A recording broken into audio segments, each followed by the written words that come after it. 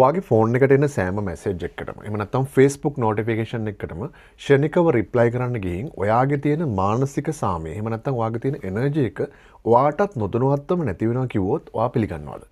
දවසකට සාමාන්‍යයෙන් අපේ ෆෝන් එකට notification 100 ගණක් එන්න පුළුවන්. ඒ හැම notification සද්දයකටම ෆෝන් එක අතර අරන් ෆෝන් එක දිහා බලනකොට අපේ මොළයෙන් නොදැනුවත්වම ඩෝෆින් කියන හෝමෝන් එක ස්‍රාවය වෙන්න පටන් ගන්නවා. මේක නිකම්ම පුරුද්දක් නෙමෙයි මනෝවිද්‍යාවේදී මේකට කියන්නේ notification fatigue කියලා. නැත්නම් notification නිසා මනස වෙහෙසටපත් වීම. ඔයා යම්කිසි වැදගත් වැඩක් කර කර ඉන්නකොට එකපාරම ඔයාට notification එකක් හරි message එකක් හරි ආවම ඔයාට හිතෙන්න පුළුවන් මේක බලලා reply කරන්න යන්නේ තප්පර ගානක්නේ කියලා.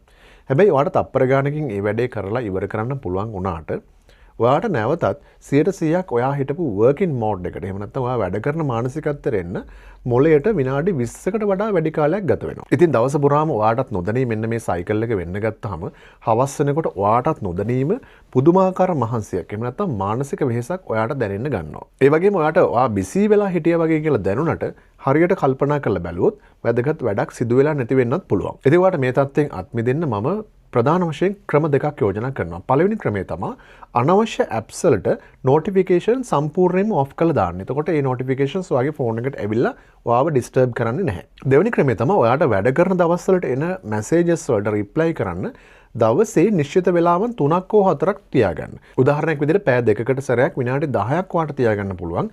පහුගිය පැය දෙක ඇතුළත ඔයාට ආව messages වලට reply කරන්න.